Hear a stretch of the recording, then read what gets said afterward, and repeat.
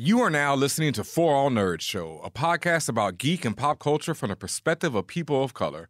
For All Nerds Show is a member of the Loudspeakers Network, where we always say rest in peace to our founder, Combat Jack. For All Nerds is hosted by Tatiana King and DJ Benjamin. For All Nerds Show is powered by our listeners. Everything we do, from our podcasts, live events, our website, are all independently funded.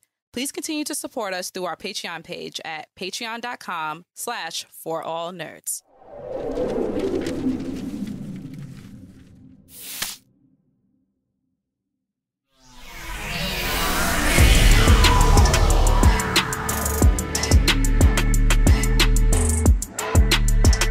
And welcome, Internet, to another episode of For All Nerds, the podcast where we talk about geek and pop culture from the perspective of people of color. And it is I, one of your hosts, the captain of the spaceship today, Tatiana King, a.k.a. Tatiana Kang the Conqueror, Wicked Witch of the Westview, LaWanda Vision, Agatha, Darkness is Spreading, Coldest Winter Soldier Ever, Doc Aki, Tesseract Thompson, and the Book of Ashanti. And, as always, I'm going to skip him for a minute. I'm joined by the divination witch herself, Portia Patterson, a.k.a. the 90s nostalgia nerd, a.k.a. Shade Sorceress Supreme, a.k.a. Captain Planned, a.k.a. Fleekwood Mac, a.k.a. Portia the Gonad Witch, a.k.a. Raekwanda Maximoff, a.k.a. Stay with Agatha Harkness.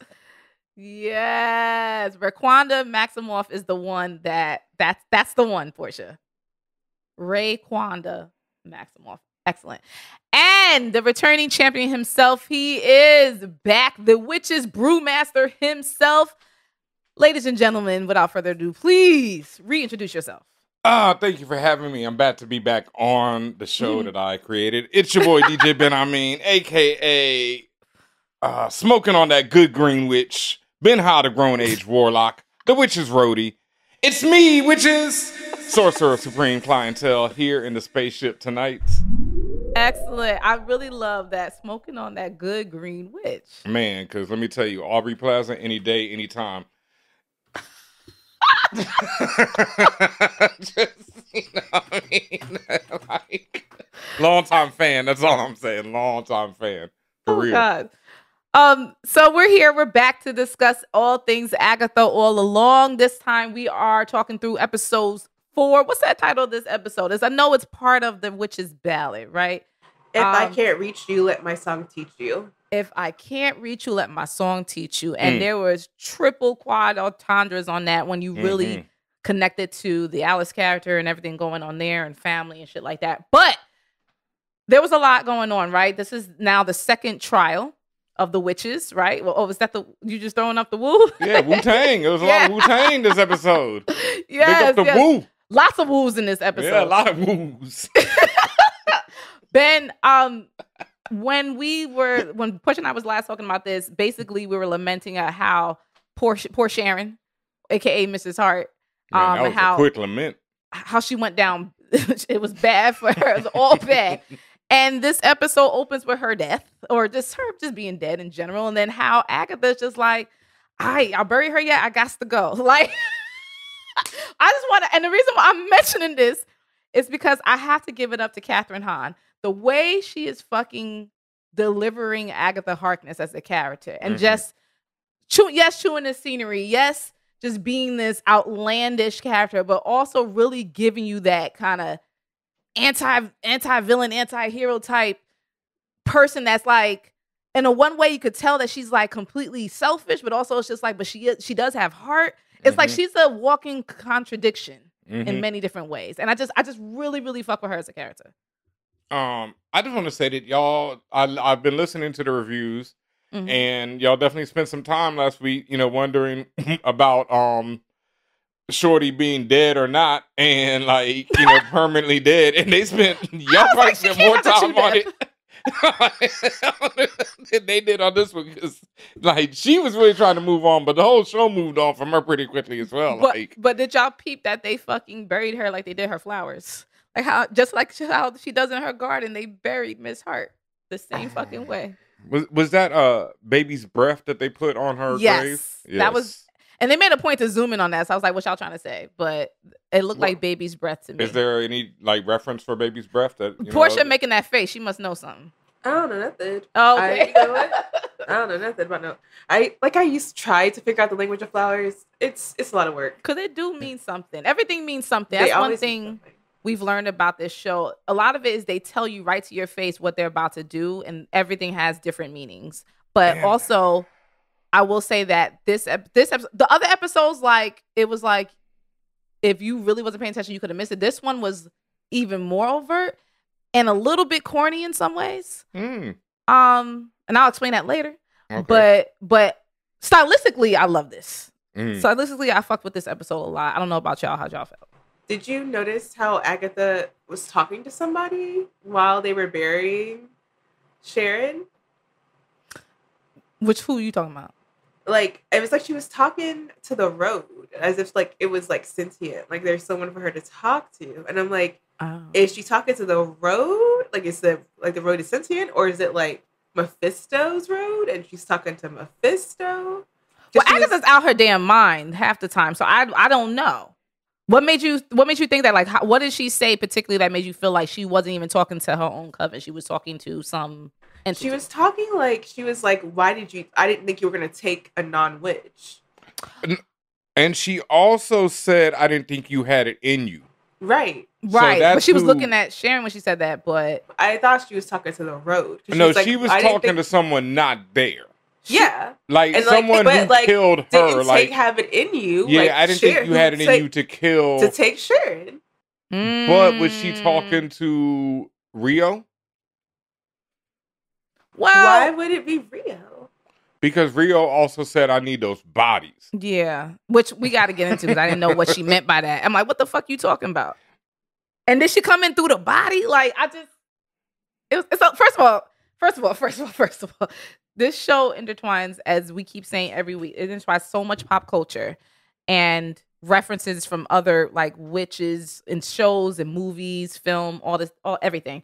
What isn't there like an old school like horror movie where like it's about people like a witch or some woman taking a body, like taking bodies or being able to use their bodies to like jump in and out of different realities or something like that? I feel like that's I've seen something like that. Is that not what Wanda Maximoff did to her own multiversal self? Yeah, sure. But these are dead bodies, so that's why I was just like, this is on some necromancer shit where you like. My whole point is that there's a lot of random references to movies and stuff, and I'm just like, which one is it? Like, obviously Rio's like the horror version, right? She's like what's the girl that was in The Craft that ended up Nancy, the one that ended up being crazy. She's the Nancy of the group, right? And then all these other witches are very reminiscent of other witches that you've seen in pop culture. And she also came out with the entrance like what's the joint with the tape? Beetlejuice? The Ring. A little bit of Beetlejuice, but also The Ring when she came flipping out of the ground with that, crawling out. Oh, crawling out the body, like reanimate with the disjointed and the way they do the frame rate on her. It's the same thing they were doing with that thing that came down the stairs looking for Catherine. Oh, I call it the mentor. Frame rate. Yeah. They sped up that thing's frame rate the same way. Yeah. I will say that when I mentioned just this episode being really, really the series, right? Because it's like the last time you had like this Stepford Wives type approach in the last episode. And now they went to like a 70s. And I thought that was very fitting, especially for you, Mr. Purple Haze yourself. I was like, oh, that's the full. And for y'all that don't know, Mr. Benjamin has a book out called Jimi Hendrix Purple Haze. You can get it now at your local comic book shop or on Amazon, Barnes and Nobles, and other fine places where you can find books. And comic books is a graphic novel. But that being said, literally that aesthetic, that 70s aesthetic was used liberally throughout this episode. And, and it's, again, and this is also shows you, this show is also a child, obviously. It's a spinoff. It's a child of WandaVision, right? The idea of stepping into different locations and having a full aesthetic for that era. They stepped in a whole different house, and and I guess this is going to happen throughout this series. They're going to step into a house or some trial, and they're going to represent a new era, maybe.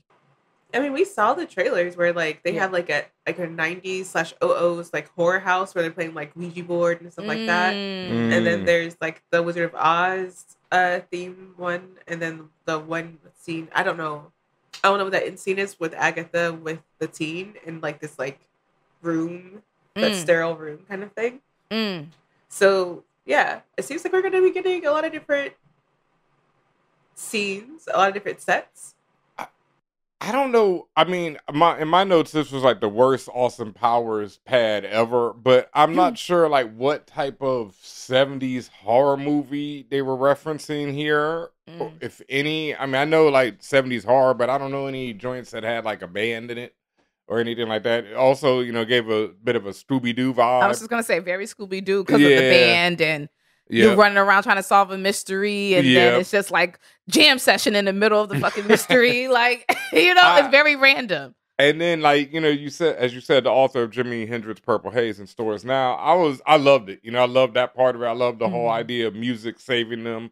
You know, it's a big theme of the book. And I also love the references and the shout outs to bands like Heart and Supertramp and Aqualung and those like 70s bands that were the power ballads before the 80s hair bands for power ballads and all that. And I just love a good power ballad, and that was a great one in the middle of this episode. Yeah. Go ahead, Portia. I'm just like nodding. I feel like the 70s, the closest like 70s horror I got into in my brain, I forget, I mean, this might be the wrong name for it. I was trying to look it up real quick. Night at the Roxbury, whatever, the one with Chris Hemsworth, where they're like redoing like the Manson murders or whatever. Oh shit. It's not Night at the Roxbury, but with Chris Hemsworth, I talk about this movie all the time. Yeah. Tatiana, I was telling you about it. Yeah. Bad Times at the El Royale. Yes. I know that's the wrong name, but yes. Yes. That was the closest to me, like set wise, that it seemed like it gave me like that like 70s like motel-ish kind of like that's what it gave me the closest. Like definitely. And I love the camera work, the whole like old school, like, you know, somebody looks to the left real fast and they zoom in on them, and then you know, something wild happens and they zoom into the right and zoom into the left, like, and like the swimming shots when the camera's like, you know, like ghosting through the air towards things and stuff like that. Yeah, straight 70s shit. Like, I loved all that. Absolutely. And I had peeped to Portia last week how like all the trials, at least for now, like they match up with the song. Obviously, there's a point in the song where they mention water, earth, and fire, right? So we're gonna see those elements. And also I mentioned that like these are the things that could kill witches, right? Like you can drown a witch, you can burn a witch. The earth, I guess, Portia, you say maybe you could stone a witch. So you know, niggas gonna get buried alive type shit. So did y'all know that stoning actually wasn't throwing stones at somebody? It's actually laying them down on the ground and covering them with a board, and then putting stones on that board until they're crushed slowly. Yep. Learn something new every day, Tatiana. Yep. There you go. Yeah. I'm laughing because that is horrific. And also the witch thing was what I'm sure Portia knows this too, right? It's if you drowned, you weren't a witch. Right. You weren't a witch, but your ass is dead. But if you floated, you were a witch. So and you get killed? We gonna cook you. So, yeah.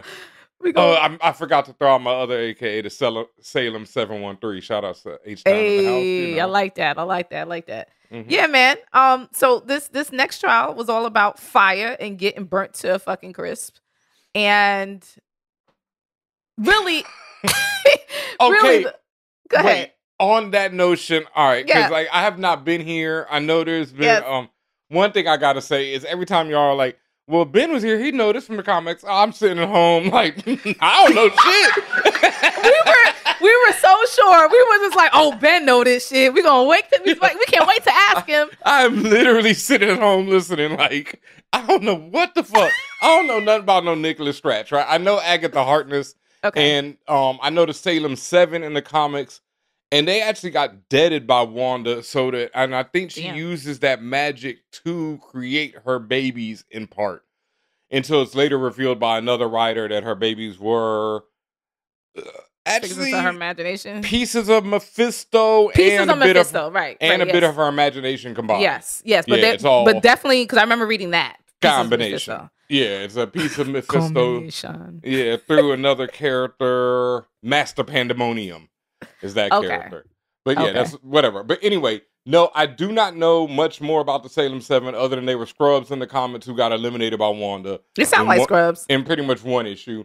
And I don't know Nicholas Stratch at all. That was my first revelation when I had to go Google that as well, that he is the son of Agatha Harkness. I didn't know about that. I know Nicholas Stratch, the name being the name for the devil. Old Nick Stratch is like, that's a AKA for the devil, from a long time. I've always known, so I didn't know that they were using that name for Agatha's son in the comics. Yeah. Well, that makes a lot of sense. That being said, now let's get to the big one, and I know this is probably one of Portia's mysteries and everyone's mystery, is the teen, right? I first thought, like everyone else, that he was Wiccan, Scarlet Witch's son. He definitely resembles him. His clothing resembles him. The hair, everything resembles this nigga. Down to a T, even the fact that Wiccan in the comics first shows up and doesn't really have a memory or has like a fake life, that's not really his life. And the fact that he has a boyfriend, which y'all mentioned, all this stuff ties him to Wiccan. I don't think that so much anymore. Yeah, me neither. Yeah, but I thought, would that be too obvious? Yeah, and it just wouldn't be Agatha's story. And that's like goes back to, when we talk about storytelling, it just doesn't like make sense to introduce Wiccan in Agatha's story. Right. That's what I thought about. Unless Scarlet Witch is there, and she's not there and she ain't gonna be here. Well, she's there in spirit. Every other fucking Easter egg I see is her name. That's the other thing. Is that her dead at the beginning? Crushed by a great weight, orange-haired woman? Is that his lock of hair? That's the other thing. There's a lot of hints that is Wanda at the beginning, because Wanda was crushed by a great weight. Yeah. The book literally returns. The Darkhold returns with her death. Literally, every episode they have referenced Wanda. They even every single episode have referenced her in something someone was holding, drinking. The record, when Alice was putting the record back together, there was like 4 or 5 songs on the record, and one of the songs was "Red-Haired Woman." Wow, nice. So the first song was "Mary, Mary," then "Red-Haired Woman," then "Cinnamon and Sage." Next one is "Flick of the Wrist," and then "Swan Song." So, and again, this could be references to what exactly happened in the episode, but also, as mentioned, they've been talking about Wanda non-fucking stop this whole time. Yes, yeah. So but then the thing that really threw me off about the teen in this episode that I want to ask y'all about is, I feel like that Negro was faking being cursed. He's the only one who doesn't burn. He gets thrown through a window, and that's how he gets hurt. Everyone else burns, and everyone else has a straw on their shoulder that he never shows once. And he's like, "Oh, we're all part of the same crew, right? Look at us all cursed together." Well, I clapped my hands because I thought you stop lying. I thought you was gonna say he was faking being like naive and not knowing what's going on. Oh, all that too. Okay. That's how I'm starting to feel. The nigga fake being cursed, so the nigga's faking everything. Like the nigga. How can you fake a sigil? No, the sigil he's not faking, and the sigil and remember the. Oh, you mean you mean in the house? Everyone else burns in the house, is true. Except for him. He gets thrown through a window. There's the shrieking noises, whatever, but that could be fake as well. And it's the fact that he gets thrown through the window, and then he's like, "Oh, we're all cursed too," and then he gets cut, and he's like, "Oh, fuck!" He's the only one that get cut. And that could be that could go 2 ways. So one, what we're saying now, which is this nigga, whose nigga is this? Because he could be fucking faking. Let's be honest with you. It's giving. I'm acting naive, and I'm not, because he keeps asking the right questions to each person. You know what I mean? Especially with Agatha, you peeped it last time, Portia, when you said like the things he was asking Alice. And he seems to have an affinity specifically for the Wu lady, right? Like, oh, what's that tattoo about? What's going on? Like he's seemingly like gathering information, and it's more than just I'm a curious teen. It's giving I'm doing something surreptitiously in my head. I could be very suspicious as well, but I'm getting this vibe. No, but the thing is, you're not being suspicious, because he doesn't even ask her what the tattoo. I mean, he asked her about the tattoo, but he already knows what the tattoo is about. He tells her what the tattoo is about. This is true. He's already, and then like even in this episode when they're casting the spell in Latin, he's sitting there studying everything they do. He's always watching, peeping. he's either gathering information or he already knows it. And I just don't trust, like, this was the big episode where I really stopped trusting him and where I'm like, nah. Because the sigil, all that's doing is preventing him from telling them who he is. Right. It's not doing anything else to him.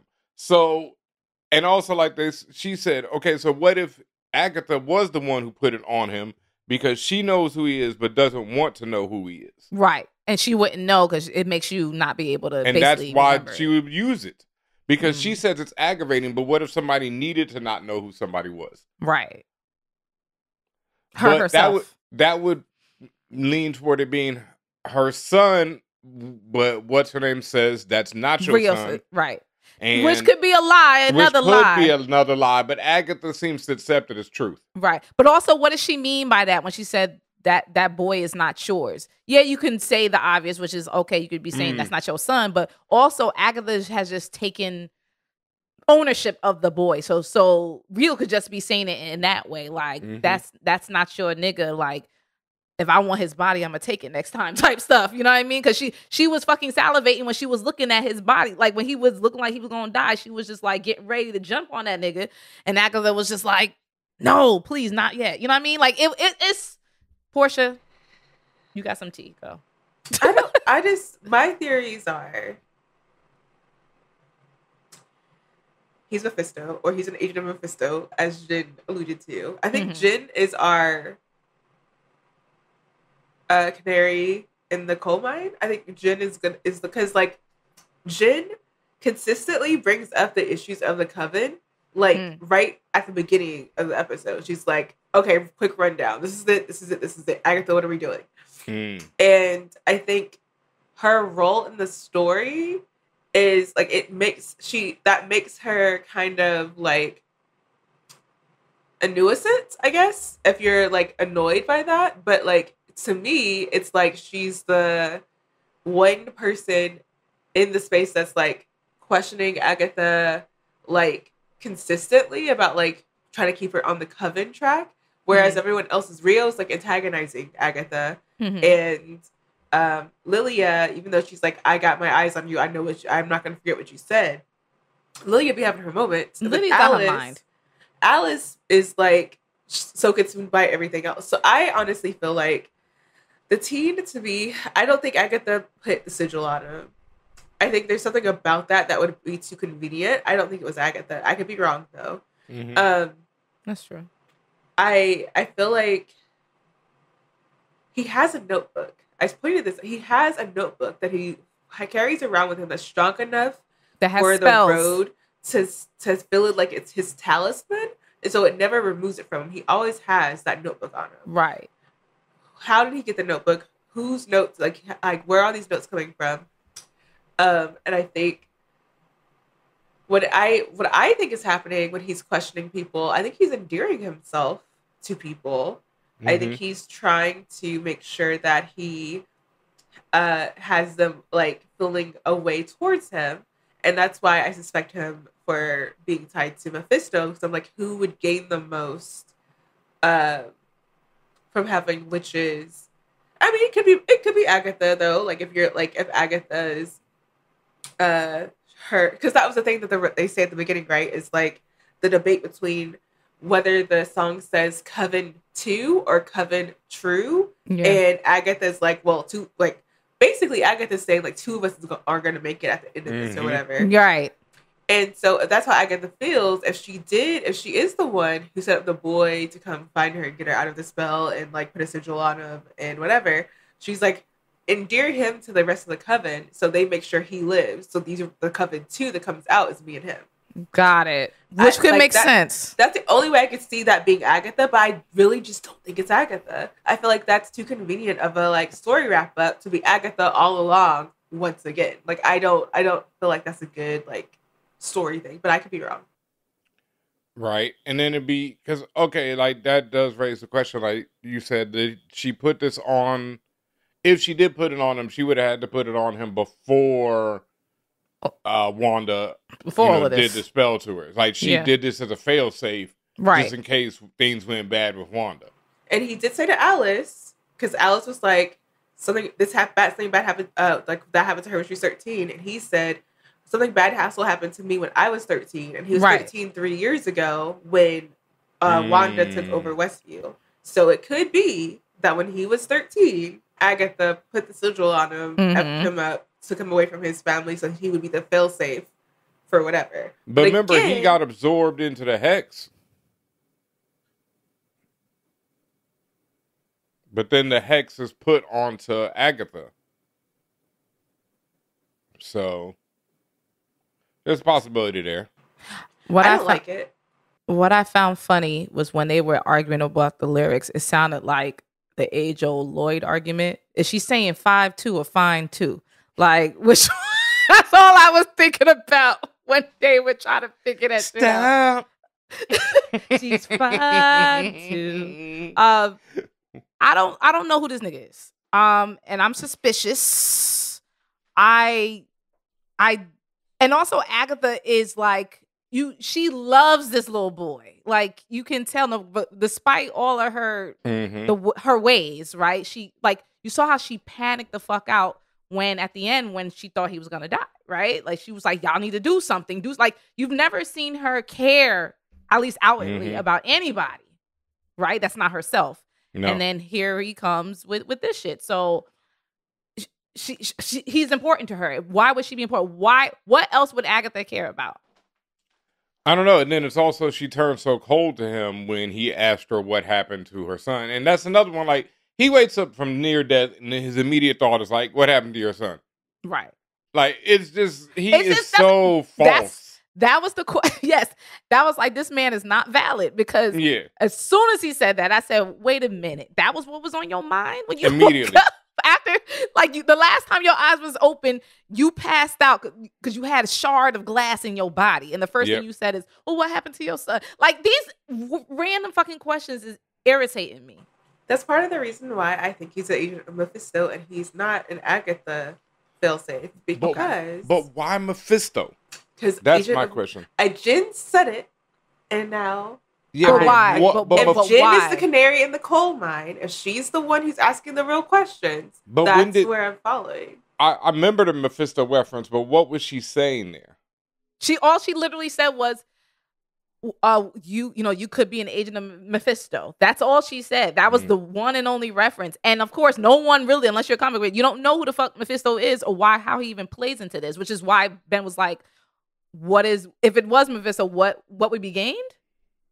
My thing, so this is what I'm saying. So, if his whole thing is that he's endearing everyone in the coven there, the person he's endearing the most is Agatha. Yeah.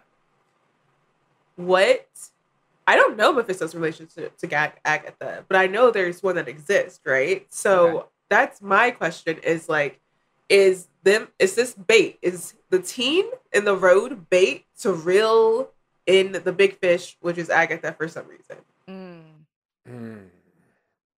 I don't know of their exact relation either. Like, when it was revealed that Mephisto had a relation to Scarlet Witch, it kind of began and ended there. Like, Mephisto, took the babies back, and that was the end of it. And Scarlet Witch went nuts after that. It was just bad. And I don't really know if he ever had anything to do with Agatha, but in the comics in general, Mephisto's whole thing is just like the devil in most popular lore of him wanting souls, and the purer the soul, the better the soul, and that's pretty much his whole game in the comics, up as far as I know. I don't know what they've done with him more recently or any of that, but, for most of the time, Mephisto is just like an alternate to Marvel saying the devil. That was pretty much the reason, why Mephisto existed. Got it. But then they always say that he is not the devil or not the, because now there's a thing called the one below all, which is like the evil, that's below everything in Marvel. And so that is more representative of what we would think of as the devil. Gotcha. Yeah. I did like how this episode, like, again, tied into the family history of Alice and dug deeper into that whole thing. Like, we found out the truth about her mom, like, her mom was lost to a road, right? That was not the road, God, but a hilarious. road. She was on the road. Like the road, like the road, like the real road. Been like, y'all keep saying that, but she's like, I ain't say that. Y'all said that. But from a certain point of view, certain point of view, she ain't lie, right? No, yeah. Her mom, and then of course the whole from the beginning, them talking about fire, right? You know, her mom dying in a hotel fire, right? And again, stuff that kills witches, shit like that. And then I thought, what I thought was so beautiful and really amazing was when we found out, when Agatha rightly realized that song, that ballad, or this version of the ballad is actually a protection spell. And goes back to what you said earlier, Ben, about like them incorporating music and the magic of music. And we see that in your book, Purple Haze, out in stores now. And we also see that when we've seen that also even in Marvel, right? Like, for example, you use Multiverse of Madness when they did that fire scene with Doctor Strange using the musical notes and like throwing it, like music as, I mean, that's one Legion like did it better. okay, that's one very like physical manifestation of it, but also just in culture and a lot of different things. Music, as you know, music imbues a lot of energy and different emotion, and it elicits different things out of different people for different reasons, right? Music is a form of magic, at least in my head it is. So I really like them tying that together in this episode. I wrote down what, because like Lorna's ballad is like a best-selling, like always playing kind of ballad, like everyone likes listening to it. So I kind of was like, that's basically an earworm, and I'm like, what is an earworm but a spell that's generating money? Straight up, it's been said before. That's right. And like what are songs but mantras that are repeated that elicit emotion or inspire things and create things out of nothing, which is magic. Songs have hooks that are repeated, right? The choruses that are repeated over and over, like that's how, and that's how it becomes. And then just the fact that when Agatha was like, the song was so damn popular, at literally to this day, at any given moment, somebody's playing that song, and I'm like, it's been the lady's older, so I'm just like, she been like literally, that's how fucking popular that song is. And that means that song is protecting people all around the world, all around the world. Again, very, very Jimi Hendrix related to me as well. But very just music related in general. Very music related, yeah. That's like a Stranger Things one too, like with Shorty playing running up that hill over and over again, and using that to protect herself from the the upside down monster. Yeah, I can't remember his damn name. He had a name in the last one, but can't remember it. Yeah, whatever. The whatever the nigga's name is. The giggle. No, it's something else. The Decahedron. The Demogorgon's from Demogorgon. But then he had a name. Oh God! And it's a Dungeons and Dragons name. Vecna. Vecna is the dude's name that was trying to get them in the last season. Okay. It's funny that you mentioned Stranger Things, because earlier when you were like, Tatiana and I like cared more about Sharon than anyone else did, I thought about poor old girl. Justice for whatever her name is. I forget her name. Shorty with his glasses, yeah. Peg, Sal, whatever her name was. Damn. Justice for her. Look, it's been a long time. It's been multiple seasons. Yeah, it's been a long time, and she never came back either. So, just going back to the characters a little bit, I did appreciate how, like, no matter what the fuck's going on, people are staying true to themselves. Like Jennifer Kale, like her, like staying in that fucking circle. Like even after Mance got thrown through the glass, she was still staying in the circle talking about he all right. And I was like, that's Jennifer Kale. That's Jennifer Kale. Oh, she's white in the comics. Oh, see, this is why we need you here. We didn't know that. I didn't know. I didn't know that was her last name. But yeah, I'm pretty sure Jennifer Kale is a sorceress or something in the comics, and she's a white woman. Pretty sure. I'd have to Google I thought that was very real. When she was like, "Can you come draw that circle over here?" So I was like, it was very like real, like from a black woman perspective. I'm like, I'm gonna ask if you okay from over here. I'm not fucking going to where y'all niggas is at. There's a curse on us. Did y'all care about how the curse was like manifested, like whatever that demon thing was? Yeah, I knew Jennifer Kale. Blonde hair, blue eyed, and everything. Damn. Wait, the manifestation of the demon thing? What did you think about how they showed what the curse looked like? That's when I was like, this is kind of corny. Yeah. But I thought it was like 70s joke horror. Like that's what it gave me. It gave me like I'm not taking that seriously, but like you're not. But the fact of the matter is, it doesn't matter if I take it seriously because that's been Alice's family's burden for generations. Yes. So it doesn't matter if I don't take it seriously. It's like your curse is not serious. Her. You have an unserious curse. I mean, like the shit is burning niggas, and it's like I can see the zipper on the back, girl, but okay, like do what you gotta do. That was just hilarious because it was like you were talking about all those zoom ins. Because that's when they were zooming in on the demon, and like, yeah, okay. It was so fucking stupid. That was like you said, Portia. That was straight up 70s though. Like I've never watched all of Texas Chainsaw Massacre, but I'm sure I'd laugh at most of it, if I watched it now, because I laugh at most of them joints, like when I watch them now, like all the Friday the 13th from the 70s are just, hilarious.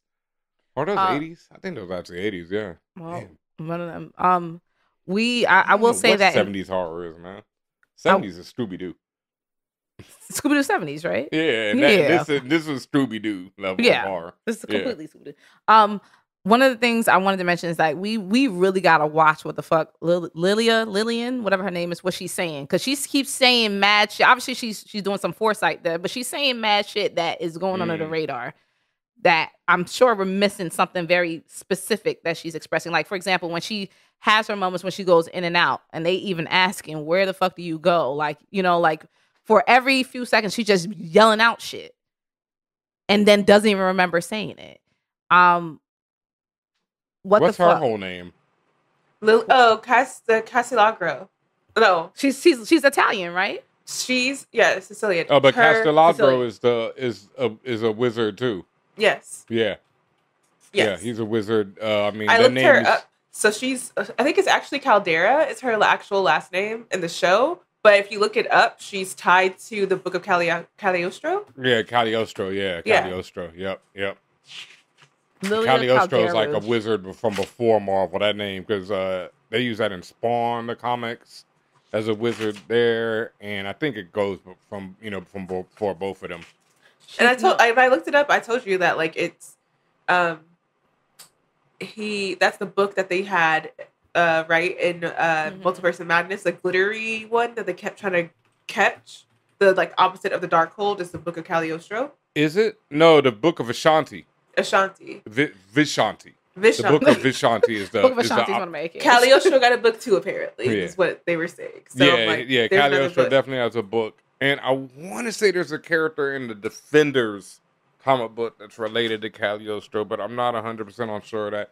But Caldera, that's another name too. Caldera. It says she has a history with Doctor Strange and Baron Mordo. Yeah, Caldera. Yeah. I knew that one too. Yeah.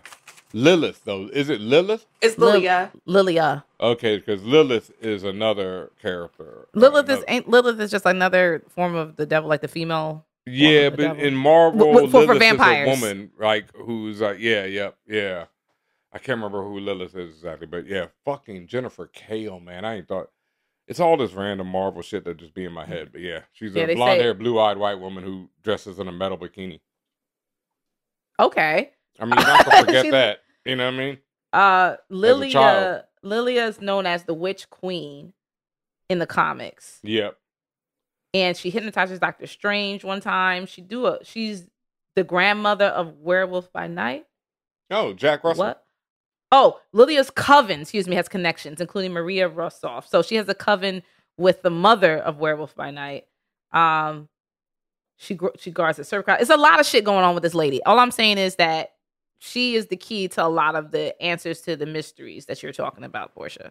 I enjoy that her whole thing, like whenever she's part of the conversation and present, her whole thing is that she got beef with all the ways that witches have been persecuted.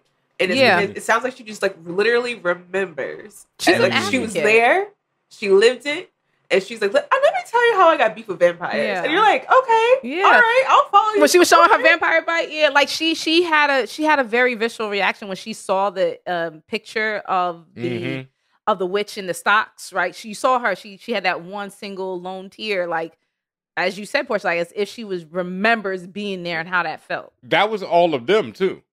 Yeah, it was all of them. Jennifer was one of them. Jennifer, stocks, burning, drowning. They had all the classic ways they dealt with witches.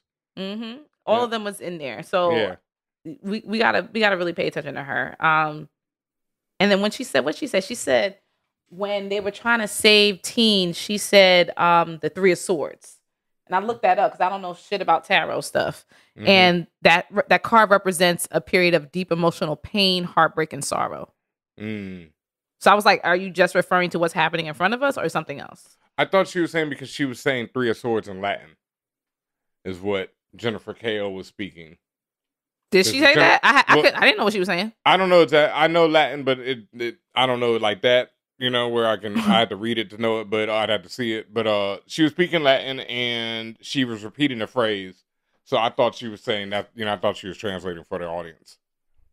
Oh, okay. Could be too. Yeah. Who the fuck knows?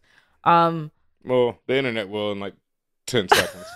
Of course. And let us know. Every other Latin phrase that's been on the show so far. I mean, I like that, like, because then it makes it even more apparent what the fuck is going on. I appreciate that. Yeah, like Teen and when he cast the spell on when he first woke her up, he was saying something about like wake up to this like beat down witch, pretty much was what he was saying in Latin. I like hearing all of them casting spells, like even Alice when she was drawing the circle around people and she real quick. Like the way my thing is these niggas is very skilled, right? Like they may be down bad, but don't get it twisted. These women got power, right? And they really know their shit. It's just that they have to be kind of thrust into literally in the fire before like they'll really act and really express how strong they are. Just like how Jennifer saved fucking Teen. Like, for you to sit there and be like, nigga, what do I need? Moonlight and water? What? Yep. That shit's talking crazy. about the Latin that Alice said that, like, I can't be the nerd that I am and not, like, she said in Latin, Expelliarmus, but, like, as a witchy-minded person, you can't help but be like, Expelliarmus, girl? Yeah, like, it sounded very Harry Potter to me. Yeah. Very Harry Potter. One of the things I did want to touch on, Portia, because you brought it up last time, was that relationship between Rio and Agatha. Because Portia clocked that they had a relationship. They must have had some type of romantic relationship. Oh yeah, that was from day one. I was clocking that. Because it's like deep seated. It's more than just hate, right? Like it's that love hate situation. It's a thin line. It's a thin line. It feels like manipulation at this point. It feels like it's big manipulation. They were manipulating the fuck out of each other this episode. How much is Agatha putting in? Because like that's my question. It's like Rio seems to have all the cards. Like Agatha could like throw tit in for tap, but for the most part, Rio's got all the big cards in their relationship. Rio's definitely the aggressor. Rio, to your point, I think she has the upper hand in many ways, but she has a soft spot for Agatha because like things that she would just do regardless, of whoever was there and don't care, like she is holding off, right? She's just like, she was ready. I'm telling you, she was ready to take that little boy's body. And Agatha was just like, no. And she was like, well, since Agatha's, she was looking at her like, I'll give you this. When Agatha's like, please don't, when Agatha's basically trying to save everybody else in some ways, she's trying to save other people. Rio's actually listening to her in some ways. So I feel like they're both manipulating the fuck out of each other. She also says that she's the Green Witch. She's not she's the. Yeah, but I don't know. Did she kill off all the other Green Witches in order to be the Green Witch? Like, she what don't are we seem very doing? Green Witch to me. She don't, but no. And what exactly happened with their relationship? She mentioned, Rio mentioned that, homegirl's my scar. Like I loved her and she did something to her that she had to do because it was her job. And as a result, she hurt Agatha, I guess. I'm getting dead of her son. Toxicity. You think she dead of her son? She has something to do with her son. Definitely has something to do with it. Okay. Why she makes it a point to say to Agatha, that's not your son, or that's not your boy, or whatever. She is manipulating the crap out of Agatha and using all the things that she knows will be painful. Like it's Agatha. So what's her end game though? Yeah. Like her whole thing is like she was like, I am going to sit here and enjoy your destruction. She's like, I'm calling the Salem 7. This is going to be great. And then Agatha was like, well, at least let me get my powers back first. That'll be fun. And then Rio's like, okay, cat with a mouse. I'm enjoying being able to have fun before I trap you and bite you. That's gonna be fun. And then in this episode, she's like, I want to watch you do what you do best. Kill witches, and then I get the bodies. So, like, what the fuck was they on last time? Like, was they on the road together? Was they the two that made it out? Remember how Agatha said, they said, who made it out with you? She said one. Was it Rio? What else? It sounds like history. Sounds like something happened the same way before. And Rio's just waiting to clean up the pieces. Like, it's too convenient. And even Rio being there was wild convenient, but Rio was like, well, I was the closest one. And that's how the way magic works. I was just like, Nope. No, that's too many things are too convenient. Yeah. I don't know. Lie detector has determined that was a lie. So I don't know about the DNA test on this one, though. I don't know who the daddy is. I don't know if there's two mommies. I don't think there's no daddy. Yeah. This nigga was just born out of thin air. No, I mean, he might have been born out of Mephisto's soul. My mother that. When did he say my dad? What did he say? What did he say? He only said his parents being asleep last. He talked about his parents being asleep, and the only gendered parent he said was his father, because he's like, my father loves his sous vide whenever they used it to warm the last episode sink kettle to heat up the water. So the only gendered parent we've heard of has been his father. Mephisto. God damn it! That's what uses to heat things up. Fire! Oh, look at she said. Look at Georgia like, and then he was the only one not burned. He was the only one not burned. That's what I'm saying. Oh my god! That crazy demon was in there, and the demon didn't even go after him. You think he threw himself through the window? Yes. He did a jazz out the house to himself. Just flew to the side. I mean, Jazz did that in one episode, so yeah. Right. Yo. He's an actor. Like that's whenever you were pointing out that he's conveniently not been in things. I feel like you said last episode, like whenever they're putting the spell together in the sink, you're like, he's not part of the coven. Yeah, but like, is he not part of the coven, or is he not part of the coven? I hear what you're saying. Is he basically an industry plant? Is he the mole? This shit is insane, because I just don't trust that nigga. That's where I am at this point. And then I'm just trying to figure out, where do we go from here until I guess, I don't know, they're gonna, as you said, Ben, they're gonna put a board on somebody and stone them to death. Like the next shit's gonna be Earth probably. And what is that gonna look like? The next trial. Who's the Earth Witch? The Green Witch? Rio? That's supposed to be Rio's trial? Do we think Rio's actually going to help them whenever it turns to Iron? Because that's my real She helped them this time. She played the drums. She did. Needed everyone needed to participate. And I love how the fucking road works. The road was like, rest in peace to Kembe Mutombo. Not today. Oh. Like, the road was like, you're going into this house, whether you like it or not. So you have to. Like, you have no fucking choice at this point. You're not going nowhere else, or you die. Yeah. I feel like there's two people who are going to make sure to sabotage things as they go.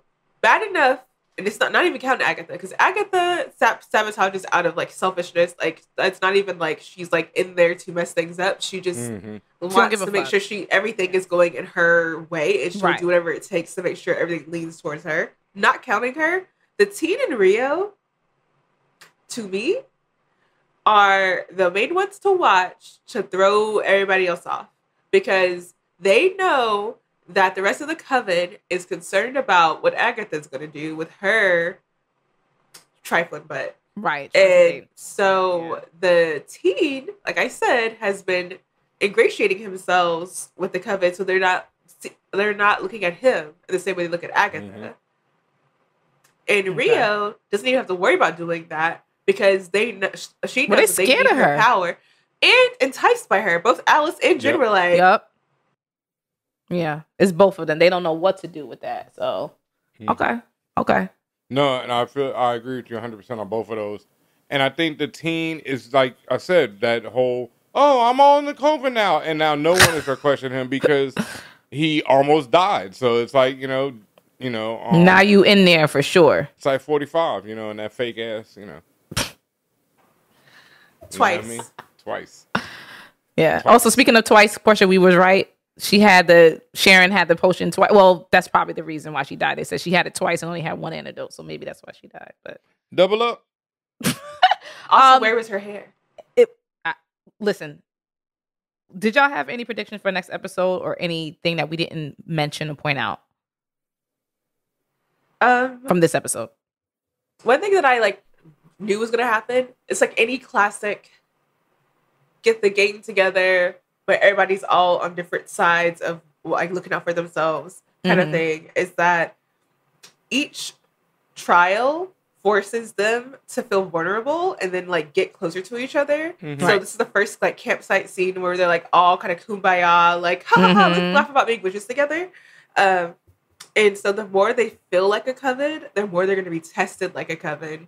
And that's going to be interesting going down the road and who's actually going to have each other's backs whenever something another traumatic thing happens, because these have all been based on each other's traumas. So far it seems like Alice, Jennifer, and Lilia all know that they can't trust Agatha and are moving accordingly, but are they going to get a little too chubby and that be a thing that takes one of them out? Got you. Okay. Ben, you got anything? Or any questions? Nah, not really any more questions. The only other thing I wanted to shout out was I like the Japanese Oni masks, I think they're called, that were on the wall in the crib. And they usually represent, especially ones like that, look like demons. That's what Oni means. Yeah. Yeah, and definitely represent demons. And they're famous from Marvel Comics, a character named Ogun who trains Wolverine in the art of samurai, wears one. And he also trains Kitty Pryde, Shadowcat as well. Yeah. I'm interested. I'm glad you brought that up. When Jennifer was looking at it, she seemed particularly disturbed by the mask. Why did that disturb her? Or was it just she knows what it is? Just demons, and just the whole fear, all that thing. Okay. It's like everybody was looking at everything at that point, and they were all being, scared. Okay. Yeah, I just think that's supposed to be the horror of it. Okay. And they didn't have no special song at the end. This was just because I know you peeped that the songs were changing at the end of every episode, Portia. They didn't really it was only for the one for episode 30. Yeah. Okay. So I guess when somebody died, the new theory is every time somebody dies, the song at the end is gonna change. Oh. Damn. Darkness is spreading. Is somebody gonna die or be near death going forward? Goddamn. Yes. I mean, that goes without saying that, some of these people ain't making it out of this. Damn. She only made it out with one before, Oh, here's my theory. Here's my question. Question. What are the questions? Ongoing. So, like I mentioned before, all the tarot cards so far through the series are the number 3. Does that mean so we heard Coven 2, Coven True. Yeah. Is the end goal actually going to be 3? Agatha, Rio, and Teen. Yeah, is it right. going to be that makes sense. And that's what the 3s keep coming up for. It's going to be 3 that make it off the road. Damn, everybody getting sacrificed? God damn.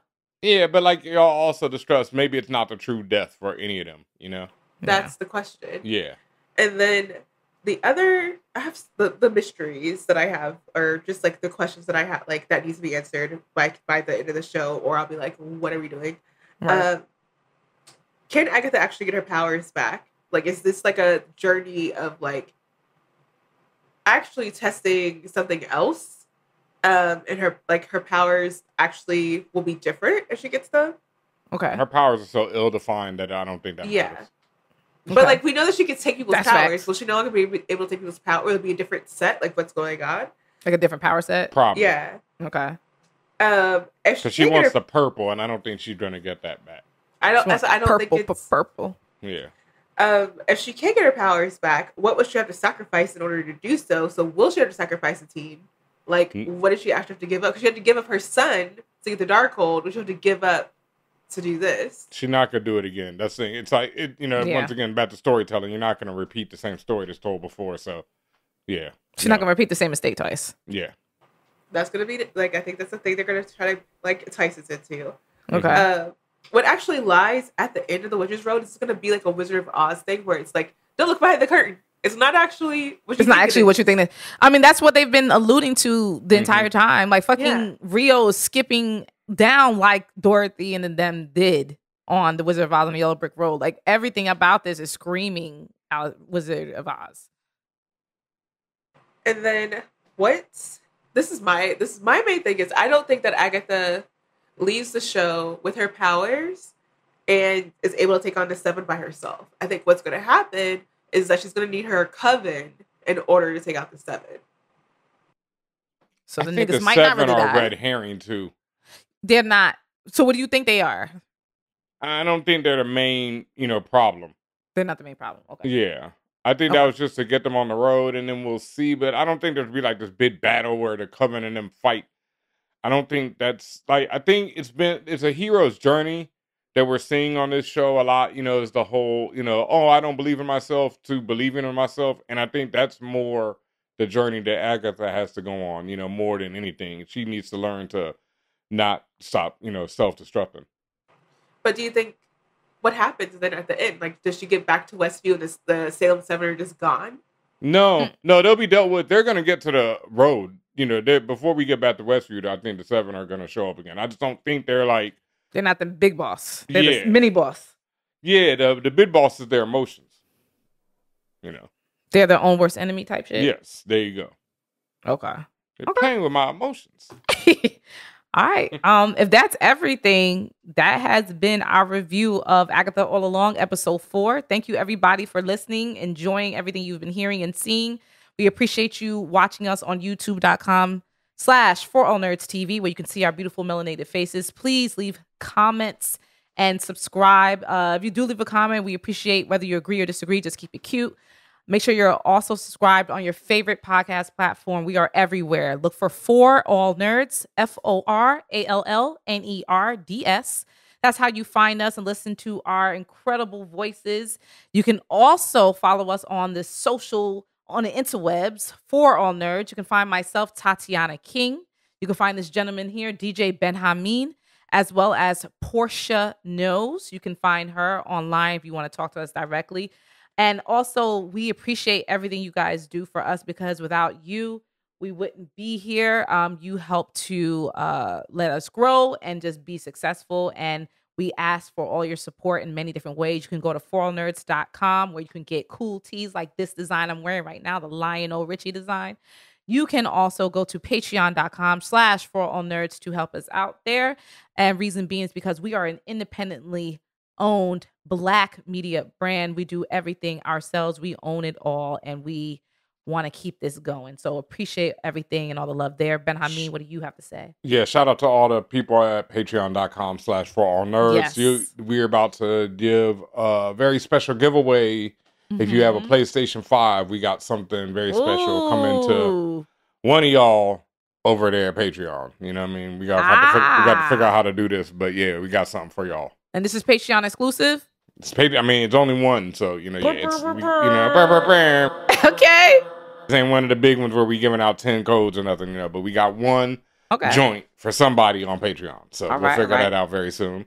So make sure you're subscribed over there. And since you're talking, please, again, we've been dropping commercials throughout the episode, but please tell people about Purple Haze. Oh yeah, and got some other big news with this book right now. This is Jimi Hendrix Purple Haze, my first ever graphic novel, as well as the first ever graphic novel to feature the likeness of Jimi Hendrix himself. Official from the estate. Endorsed by the Jimi Hendrix estate, as you see on the back of this beautiful hardcover. It's got a spellbinding graphic novel by Jimi Hendrix, the executor of the Jimi Hendrix estate. And this is written by me and Mello Brown, my partner, my brother, with art by the legendary Tom Mandrake. And it is Jimi Hendrix in an interstellar, that's right, it's Jimi Hendrix in space, in an interstellar adventure, fighting against the forces of fascism all across the galaxy and using the power of music to do so. It's a really beautiful book. It's my tribute to Black music, and it's one of the greatest things that I've ever written, and probably one of the greatest things that I will ever write in my life. Thank you for everyone who's been supporting it. And the big news that I'm dropping for the first exclusive on this show is that I will be at New York Comic-Con. Comic-Con! With the legendary N. Stephen Harris. We will be doing a table together. I will be tabling for the first time ever at New York Comic-Con. G25 is the place to be in Artist Alley. G25, come through. It's going to be super lit. Our table's going to be out of control. You ain't never going to see a table like this in Artist Alley before or after this one. It's going to be black as hell. We're going to have giveaways, all kind of things. You can get a copy of either of my books, Jimi Hendrix Purple Haze or my children's book, The World Is Yours. We'll be selling both of them. And Stephen Harris will have all his stuff. You'll be able to get commissions from him. You'll be able to talk to me about everything. It's going down. So yeah, come through New York Comic-Con. You know, Tatiana will be there, of course, as well. For All Nerds is going to be in the building. But G25 in Artist Alley, that's the place to congregate. You know, it's to be all the black greats are going to be there. I mean, you know, you come through, you have no idea who's going to be around there when you come through. So, you know, make sure you stop by there. Love it, love it. Portia P will also be at New York Comic-Con. Yay! Portia, let people know about you and where they can find you and all your other things, such as... Go ahead. Oh, yes. There's a podcast that I do that talks about Black fantasy stories. Right now, we're reading Bloodmarked from the Legendborn series. If you want to get into that, catch me at #WizardTeam. That's what we do there. And yeah, like you said earlier, at Portia Knows across all the social media universes. I'm there, not there. Because of how I feel that day. She basically said don't find her. So thank you, everybody. We appreciate you. We love you. And we will see you next week. Fan Bros,